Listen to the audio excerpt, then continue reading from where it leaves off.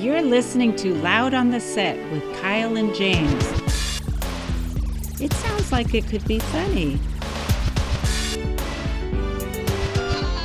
And action! All right, welcome back to the show. My name is Kyle. This is James. And today we are on our fourth episode of our podcast. We're going to be talking about a movie today. We're going to be reviewing another big movie that came out this summer. Absolutely. And we're pretty excited about it. It's an interesting movie. I think a lot of people were really excited to see this movie. And James, why don't we just start it off here? What is the movie we're going to be talking about today? Oh, yeah, Ant-Man. Ant-Man. The man who's an ant. Oh. Yes. All right. So I think a lot of people were pretty hyped about this. It's with a second big Marvel release this year after Avengers 2, which I saw. Did you see Avengers 2? Yes, I did. Yeah. Did you like it? I enjoyed Avengers 2, yeah. Cool. It was good. Yeah, I thought it was good as well. Mm-hmm. But going into this movie, I had a couple of expectations, and I'm sure you did. You're a big Marvel guy. We mentioned that before. I am. And my expectations for this movie were, well, at first, I'll be honest, I wasn't excited to see it. I thought, this is a character I could ignore, But once again, I found myself with tons of free time on a weekend because I'm a loser, is what you're going to say? I don't agree with it. But... Only I'm allowed to say that. I'm kidding. Anyway, yes, I went to another matinee show, and I thought, this won't be so bad. It's gotten good reviews, I waited for some reviews to come in, and I went to go see it, and my expectations were, well, in the least, I'll be in the loop with the Marvel Universe, a continuation of their storylines, and I'll be caught up, and so let's go. Yeah, so I definitely was seeing the trailers and everything it looked like it was going to be something fun to go see, so I didn't, some of these are getting a little bit, I didn't know what to expect with Guardians of the Galaxy either, didn't really know what to expect here, but I figured I got surprised once, so I'd go and see it, and... Yeah, maybe it'll be a pleasant surprise. Right? Yeah, I was gonna have a good time, and it did get good reviews, so I was optimistic about that as well. But let's break it down. We both went, we saw the movie, and we left the movie theater, obviously, because we're here talking about this right now. Mm-hmm. And how'd you leave the theater? What was your consensus? Well, I was optimistic. As I said a second ago, my expectations weren't high, but I was ready, and. Let me tell you, after seeing this movie, I'm ready for DC, because I'm fucking tired of Marvel's derivative, formulaic way of just printing money. Like, these movies are fucking stupid. That's a key word, Kyle. I'm going to find myself using that a lot in this review. Who was this movie made for? Excuse me, there's one of my dumb moments. It seems like we have one every podcast. Dumb half over here on the right.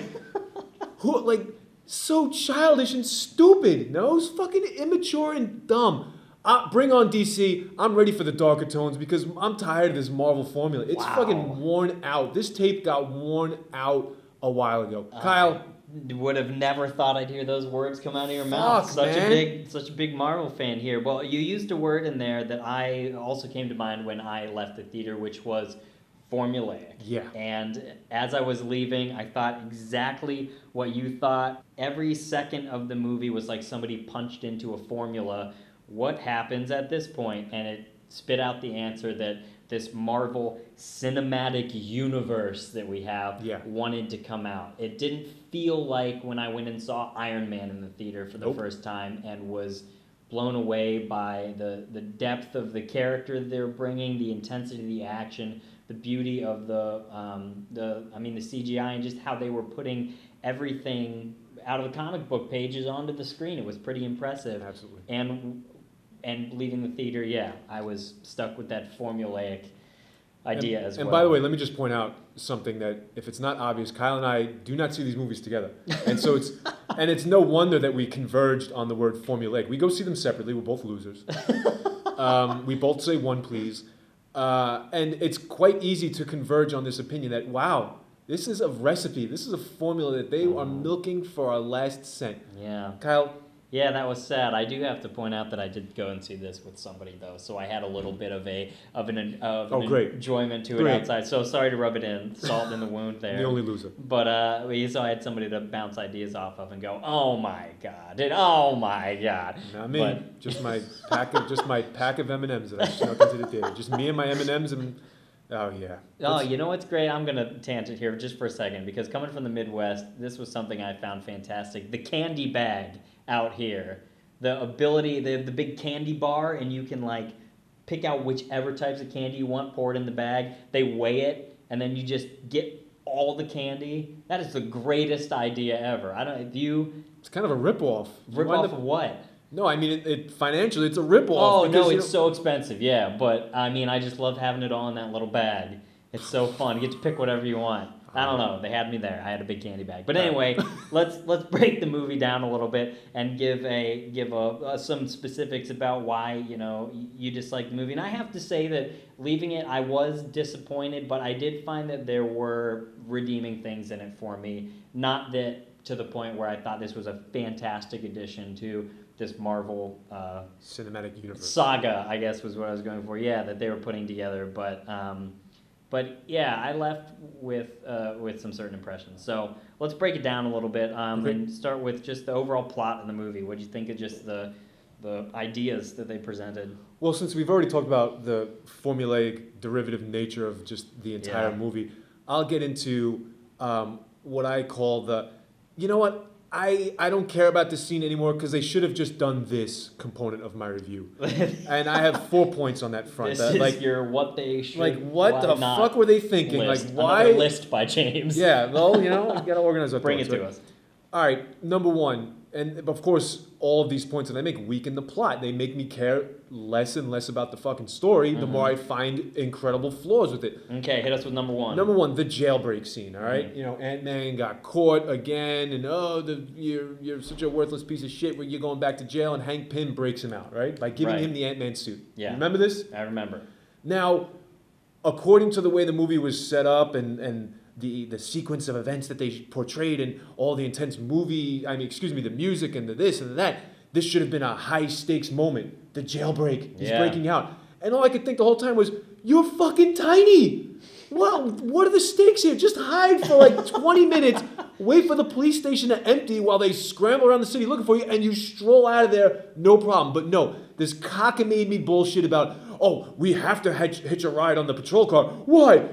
To break that perimeter. You're tiny. They can't fucking see you. He was hiding on the curb, and everybody just ran right past him. So why this rush to get out of there? All right, that's number one. That's a typical case. That's just number one. Yeah. You know, by the way, spoilers abound for our summaries here. Whoops. Yeah. Ant-Man broke out of jail. If you don't know what you're getting into yet, now you do. All right. Huge problem number two. You should have just done it this way. I don't care anymore. And the movie even acknowledges at one point, why didn't you just let Hank Pym's daughter do all this shit? Like, nope, you got to go through this cockamamie plan of luring in this, this low-life criminal. I guess they looked up to him, this Robin Hood-esque character, when you already had an ass-kicking, hyper-intelligent daughter that you just don't want to let do it because you're trying to protect her. And I understand that point, and one of the things that I thought that they were trying to do was, of course, Hank loved his daughter and lost his wife into this mysterious way or whatever. And, of course, he was trying to do that protecting thing and wants to protect her and not have her go through this. But then there's a point in the movie at which everybody realizes that, that would be extremely beneficial. She's all game. He makes her a suit and says she's going to do it. And then why didn't you just do all that stuff, So there's a point at which, I understand your point as well, and I understand what they were going for. But they lost credibility there at the end. She had insider information about the complex. She was a terrific fighter. She had the trust of the villain. The ants already fucking listened to her. But nope. Ants already listened to her. Let's take a completely unrefined product in the form of rom-com douchebag Paul Rudd and waste time on a training montage to get him up to speed. You could have had this villain taken down overnight. Yeah. Overnight. All right. Sidebar, did you say Rude? Paul Rudd? Did I? Is it Rude? Rudd? I thought it was Rudd. Whatever his name is, whatever. We're going to make that a... He's forever the guy from Clueless James to me. will screw everybody's name, all the actors and actresses' names. Whatever. He's the guy from Clueless. He's the creep that hits on his stepsister in Clueless. Okay, no. Remember that? You got with the... Anyway. Yeah. Next point. All right. Next point on the cockamamie plot. Cockamamie plot. The pre-mission, and Kyle, I'm pretty sure you'll agree with me here, the pre-mission to rob whatever the fuck they stole, a AA battery, whatever they took from Avengers headquarters. Kyle, what the hell was that all about? Yeah, I just go back to formulaic and punch in, we need the Avengers to be in the film so we can tie things together. And the whole time I was watching that scene, I was angry at the fact that they had no faith in their own characters in their standalone movie. Great point. And that was something that when you go back and you watch the original, when this was all starting, I don't even know when Iron Man came out, but when this process started by which we had the first movie in the series come out, and then eventually things started getting tied into all of this, we're now seeing the tipping point where they've realized the formula that they've made and they're going to keep doing it instead of tweaking it a little bit and breaking it. And one of the things that was brilliant about Iron Man and the first Captain America was that these movies did stand alone. Sure, they had some tie-ins with some of their bonus scenes or whatever, but they stood alone, they had faith in their characters, and they made those characters brilliant. And here, it was like, wow, Paul Rudd's here, but let's throw in this guy everyone loves. You guys love that one. And they didn't even pick a really strong character to add into it. I know that he's a part of the team, but yeah, I was befuddled watching that. And the whole idea of stealing that was just ridiculous. Did they even use the device that they stole from the Avengers? I don't remember because I stopped giving a shit. Did they actually use that thing? I have no idea. Oh boy, shows how important that just goes to show you how important that component of the movie was. All right, last point about the plot, and then we're going to move on to something else, is similar to the pre-mission mission, the mission itself. Yeah. Breaking into, what is it called? PIM headquarters, or soon to be Cross? Yeah, whatever the hell it was called. Dynamic Incorporated. Breaking into that complex. Evil Man Incorporated building was what it looked like. Yeah. Right? Whoa, let's make this as overly complex as possible. Mission Impossible style. We have to reduce the pressure in the main so that he can sneak in. And once again, I scream to the gods, whatever. You're fucking tiny. This does not have to be that complicated. Plus, I'm pretty sure you had those discs that made things small and large upon contact. You could have just chucked one of those at the bad guy. Like, here you go, you're tiny, without a prayer of reduce of fucking. Oh, Kyle, help me out. Yeah. So one of the things that I was optimistic about with this movie was the idea of the heist plot. And in seeing it and watching it, and I was like, oh, they are going for, we got this classic trope in these heist movies and stuff, and that's a lot of fun. I like those movies where you put together a lot of pieces and you got to pull off some like big complex thing, and then there's twists in it. Usually they got to come up with new route to get me out of the building. Which door should I break through? And there's fun stuff like that. And then they totally abandoned like the heist plot in every single way. Once they got it going, it was just blown over the top. Like, this became a demolition scenario, and we're going for a full-on destruction of this like guy. Just work on steal the suit, get out of there, leave a little note that says like ta-ta for now or something snide. Peace, motherfucker. Right? And then just go off on your way, and I mean, they're screwed at that point, sabotage a couple, send the ants in to mess up the computers, and I just thought they could have had so much faith in, just looking at the plot as a whole. Here was my major complaint leaving the movie. Go for it. There was way too much packed into the plot. Again? Way too much. Boy, have we heard this before? It led no character development at all. The characters could not get off the ground. It didn't matter who was acting the roles that these people were in, because unfortunately they got utilized in no way at all. And I was really disappointed in that fact. Too much was packed in, way overblown at the end, trying to do way too much. Had they gone for intricacies and just gone and focusing on like maybe just making it this heist movie, I just feel like that was such a good idea to build it around that point from the very beginning and start there. You could have left off a lot of exposition and a lot of weird stuff that was happening with some of the side characters in his side story, or just focus on those points and leave all the extra stuff for the sequels you're going to make. Because why mess up the villain at the end and go for all this garbage if we know you're going to make sequels and telegraph everything? And so it was just the script, again, as we've mentioned before with some of these blockbusters, became a complete narration of the events that were happening in the movie, which was disappointing. Unbelievable. Anyway, shall we move on? That was my sadness. But so let's bust into some characters, because the screenwriting, building up the characters and everything, we've kind of mentioned it already, but give me some points. All right, the characters. Well, this is what, when discussing the characters and when thinking about the characters, Kyle, this is where I got into the whole, this movie is stupid and it thinks I'm stupid. You know, it's stupid and made for simpletons, and the characters therefore are simple and stupid. So let's go down my little list here. For example, a telegraphed villain, right? Mm-hmm. All right, in case you couldn't tell, you see this well-dressed, aggressive, bald-headed guy, a la Lex Luthor, a la Obadiah Stane. He's going to be a bad guy. And we're going to tell you this bad guy because when he touches people on the shoulder, ominously, a tone will play. Boom, boom. Oh, my God. How about the interaction between Hank Pym and his fucking daughter? So awkward. Like, again, are we this dumb? Are we this stupid? By the way, watch as she calls him by his first name. You know, you could call me Dad. Oh, guess you've been feuding, huh? Uh-oh.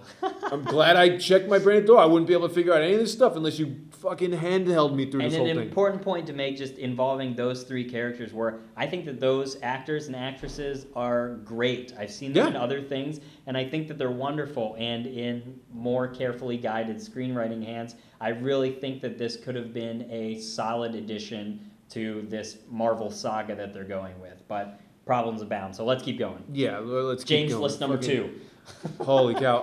How about the simpleton way that the Ant-Man has to write out his goals to let the audience know, if I follow the following financial steps, I'll get to see Cassie in 377 days. Do you actually write these things out to yourself, or would you just realize, like, damn, it's over a year? Yeah. Unbelievable. So simple, so stupid. And even if that could have been something involved in his character, like maybe he's meticulous, maybe he's a planner, maybe he is. But it was just so random things out of the blue that just hand-holding. did not. Hand-holding, and if he was the planning type, they represented that in no way, because I'd say he was anything but that, just looking at the movie. What else do we have here? I'll gun out a couple of the typical stereotypes that these characters. Out. I'll blast Shotgun out some them. of the fucking stereotypes. gun. Here we go. The self-doubting hero stereotype. I'm not the one for this job. I'm pretty sure we've seen that in previous Marvel movies. I'm not the one for cliche talking. I mean, I'm exactly that one right now. Okay. Yeah. A training montage where you take a buffoon and you turn him into a badass, right? Even Rocky had a montage. Yeah. All right. We got some montages going on. The classic dad, like, I didn't tell you the truth because I was protecting you cliche. Like, how often is this going to be used in movies before somebody calls bullshit? Like, how does that protect you? Like, your daughter's an ass-kissing borderline super spy and you're protecting her by Anyway, I'm moving on. Did we say ass-kissing or kicking? Kicking. Unless she... Kicking, right? All right, that'll be funny on the playback. Keep going. All right. How about naming one ant out of thousands just so that we can have, an emotional connection to one of the ants? Like, as soon as your name is Anthony. I was like, oh, great. We get to see either Anthony suffer later in the movie for the mission or die. Like, how formulaic. No? James, I'm an entomologist by trade. An entomologist by trade. And this colonial aspect of, all these ants live together. It's for the group mentality. And singling out one of those ants from these experts that are now the ant men and the ant women that we have here seemed a little out of place for me if you truly understood the working of ant culture or colonial insect culture in general. Nerd point for the day. Moving on. All right. Next one. I'm going to wrap it up real quick with a couple of 4 stereotypes we've seen in movies like crazy. Visit the daughter before the mission begins, right? Mm-hmm. Eyes on the prize, in case you dumbass moron sitting in the theater forgot that he's doing this all for the love of little Cassie. Oh, little Cassie. In case you forgot, he breaks into the house and visits her to give her the kiss on the forehead. I'm surprised he didn't fucking tuck her in. The classic tuck-in, right? The classic tuck-in. Pretty sure I saw that in Spider-Man 3. Oh, yeah. Remember the Sandman? Right. Anyway, finally, Paul Rudd, right? He knows that... Rudd, whatever. He knows that his regulator is going to shrink him down to, infinity, essentially, and possibly cause him to die. Mm-hmm. But he just decides to do it at the end, something we saw telegraphed from, like, the halfway point in the movie. Yes, and it was in no way subtle. He didn't come across his information himself or anything. No, Hank Pym literally said to him, don't do that, because it will do this. Oh, okay, I won't until I absolutely need to later, which I will, because that's the only thing we can do, is make the most dramatic thing possible happen. Yeah. And then what are you going to do in the sequel? Well, then he gets really big. Well, yeah. I don't know. They can't go anywhere from there. That's a great They've already point. entered the quantum realm. What do you do now? That's a great point. Like Hank Pym serves up the don't do that, don't do that, and then conveniently a little bit later, here's what'll happen if you do that because my wife did it, filling in that mystery of what happened to my wife. And then sure enough, as predicted, as the formula dictates, he does it too, right? Mm-hmm. Anyway, I'm pretty sure I saw that in Iron Man 1. But you'll die! Remember that? Mm-hmm. Don't overload the circuits. Tony, you'll die. Do it, Pepper! All right, we saw that in Iron Man 1. We saw it in Captain America 1. I gotta put her down into the ocean. No, but you'll die, Steve. Too bad, you know? I know I owe you that dance, but fuck it, I'm going swimming, you know? And then we saw it, also, of course, in Avengers 1. Mm-hmm. You know that's a one-way mission, Tony. You fly that nuke up through that wormhole, you're not coming back. Connect me through to Pepper, one last call. Come on. Come on. And by the way, the Academy Award goes to James over here for that display. I could be the next Tony Stark if Downey Jr. is taking a step down. Absolutely. Kyle, let's move on. I know you got some more points. Yeah. So I think we covered the characters pretty well. They suck. Suck dick. I think that there was a way to, underused is a way that I will describe the characters because I do think that there was a lot of thought that went into putting this together. They have billions of dollars to make these movies. They wrote the script a whole bunch of times. There was a lot of development problems with this movie. So a lot of iterations of this happened. So people were obviously thinking about it. And the characters were underused. And that's because they had no time to be used because we just focused on way too much in this movie. But going forward, one of the things that I did really like and respect about this movie was the cinematography and the provided sense of scale in almost every situation. I thought was actually really impressive. All the shrinking scenes when we exploded down and shrank into the Ant-Man world were amazing. And the camera work was brilliant and adapted really well to that situation. And one of the problems with CGI, as we mentioned before in our Jurassic World review, is that when you don't have a sense of scale with what you're putting on the screen, then it makes no sense. And when this whole movie's about scale, I was a little afraid that I was going to get lost in the scenes where he was shrinking and punching and getting big and punching, and we were just seeing a whole lot of things, lots of punching, but there's too much chaos, and I thought that was really well handled. I thought when they were moving through scenes and he was shrinking and getting bigger and we were doing stuff with that was happening, that was really well done. I thought the camera work was really strong. But at this point, it's a Marvel movie. Yeah, they got a lot of talented people behind the scenes doing this stuff. So it makes sense you'd have things like that worked out. Isn't it amazing, though, one of the points you made is that this movie went through a number of iterations and they had a lot of people working behind the scenes on it. And I'll agree the cinematography was great. I have no complaints a la the minnow of Jurassic Park, as you so eloquently pointed out to me that one time. It was all very well handled.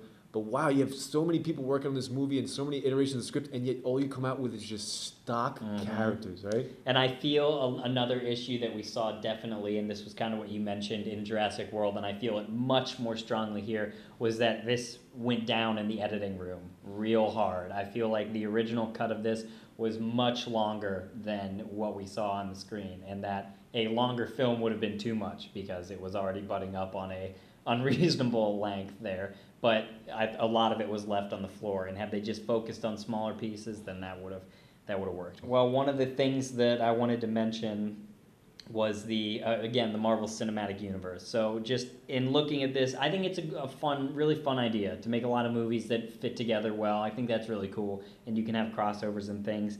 But one of the problems is that you do everything in one movie, and then where do you go from there? And the do less, have more idea is so great, and that's something we're seeing in TV a lot, where we're focusing on lots of good character development, and they can do more down the road with what they've got.